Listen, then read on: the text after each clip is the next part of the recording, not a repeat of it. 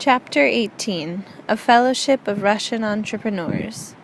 The idea of a fellowship meant that it would be open to any entrepreneurs who had been active in the Russian market for at least a year and were sincerely striving to develop honest relationships not only with each other but with their clients and employees.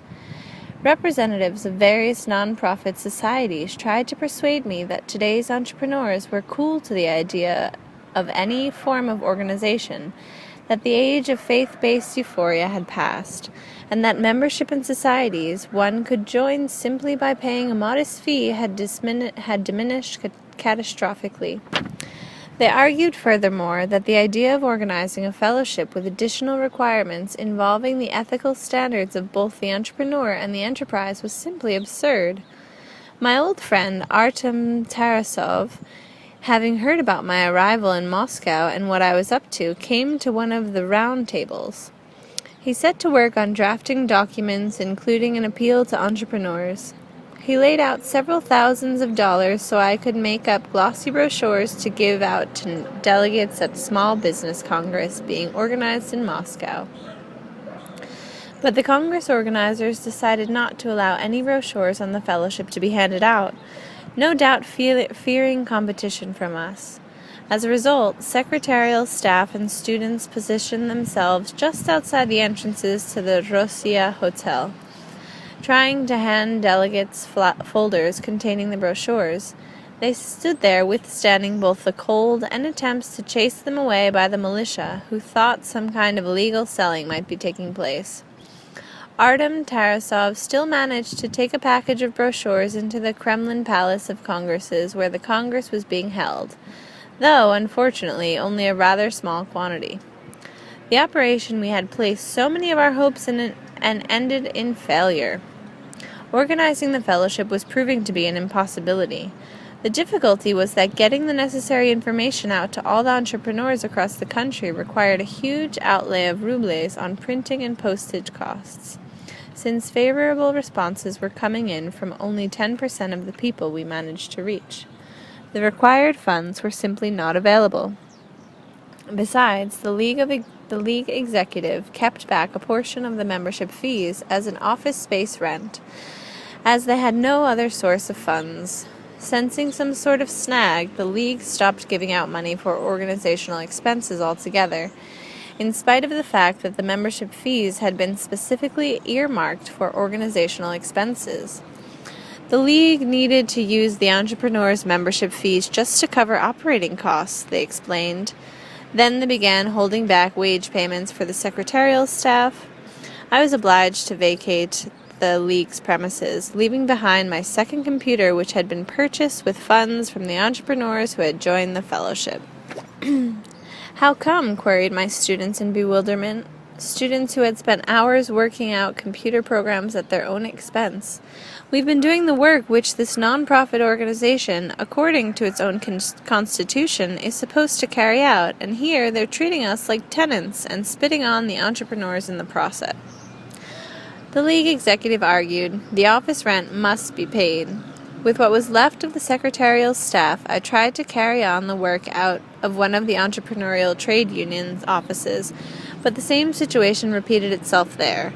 After getting to know the leaders of several non-profit organizations, I suddenly realized that they all had titles, but no membership, something like the so-called sofa parties existing only for the benefit of their executives.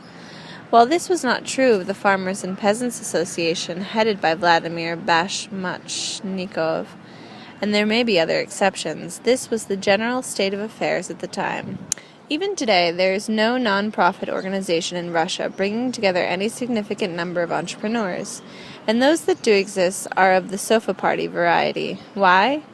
Among the possible causes, I would include the anonymity of membership fees. For some reason, it always happens that once an executive body is created, it starts making decisions on behalf of entrepreneurs without consulting the majority. Walking away from the trades union office, I now found myself without any means of communication and without anything to live on. Artem Tarasov had by this time emigrated to London. He had tried to get himself on the ballot for the Russian presidency and had spent billions of rubles collecting the required signatures, But when the Central Election Committee invalidated most of those signatures, Artem was obliged to look after repairing his own financial affairs. The local residents working in the Secretariat, not receiving any pay, were obliged to quit. I was left all alone, or rather, I thought I had been left all alone, but 3 Moscow students weren't about to abandon the work they had started. Anton, Artem, and Lyosha. Anton actually used his own holiday savings to pay the monthly rent on an apartment for me. They were willing to wait until I sought and found a way out of my present circumstances, and could continue my work on creating the fellowship. They had got caught up by the whole idea. They believed in it, but I could not see anything ahead but a dead end. It was right at this time that some news arrived from Novosibirsk. Chapter 19. Suicide? One evening a man from Novosibirsk dropped by to see me. He was in Moscow on some business of his own. He brought along a bottle of vodka and some light snacks. We sat in the kitchen of my one-room flat, and he told me about how things stood with my family and my company. The situation was indeed deplorable. My firm had had to give up on one of its offices in the center of the city for lack of funds to pay the rent.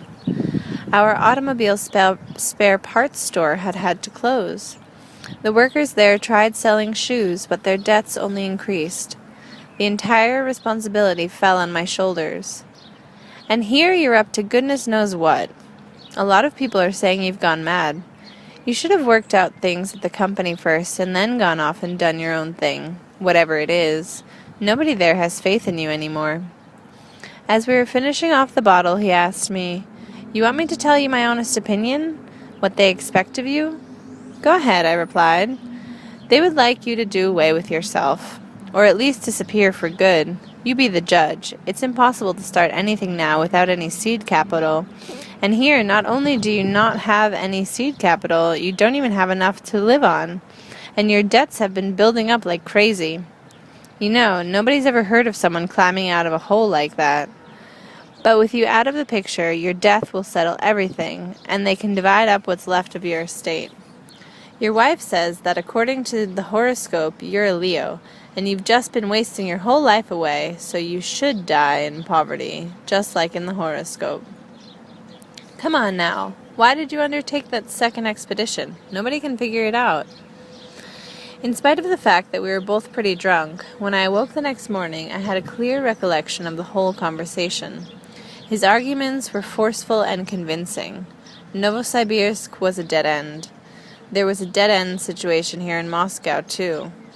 People who had worked alongside me were suffering. My family was suffering. I couldn't possibly find a way out and fix everything.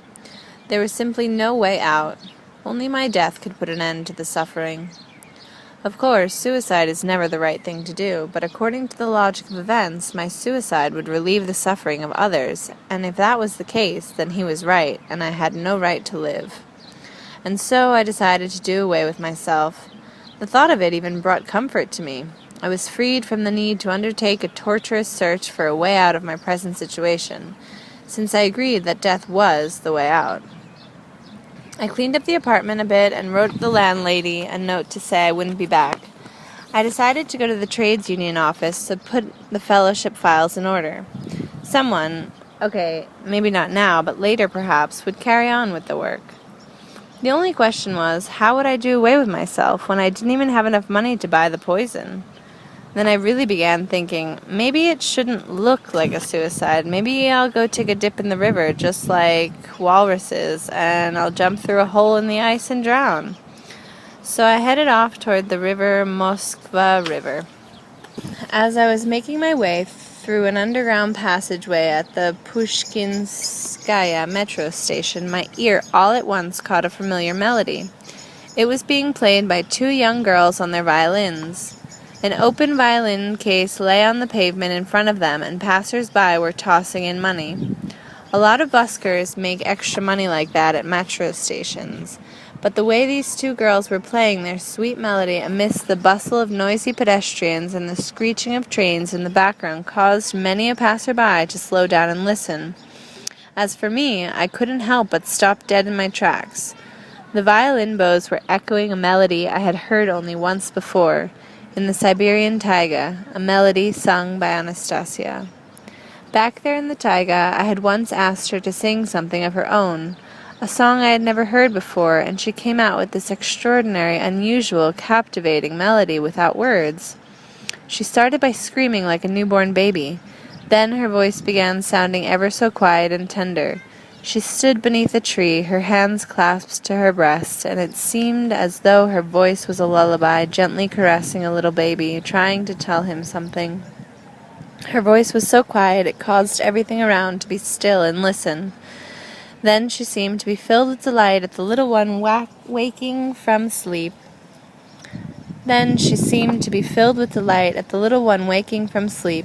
And her voice took off with rejoicing. The incredibly high-pitched sounds and cascading trills soared and took flight into the heavens, radiating through space and delighting all around. I asked the girls, "What were you playing?" They exchanged glances, and one of them said, "I was just sort of improvising." And the other chimed in, "And I was just playing along." Here in Moscow, caught up as I was with the idea of setting up the Fellowship of Entrepreneurs, which had become the main focus of my life, I had almost completely forgotten about Anastasia. And now, on the last day of my life, as though to say farewell, here she was reminding me of her existence. "Please play some more, the way you were playing before," I asked the girls. "We'll try," the older one replied. And there I stood in the metro station passageway, listening to the captivating melody of the violins and remembering the glade in the taiga and thinking, "Anastasia, Anastasia, it's much too complicated to make all that you thought up come true in real life. It's one thing to dream, quite another to turn the dream into reality. Some sort of mistake must have crept in as you were working out your plan. Organize a fellowship of entrepreneurs? Write a book?" I felt as though a flood had hit me.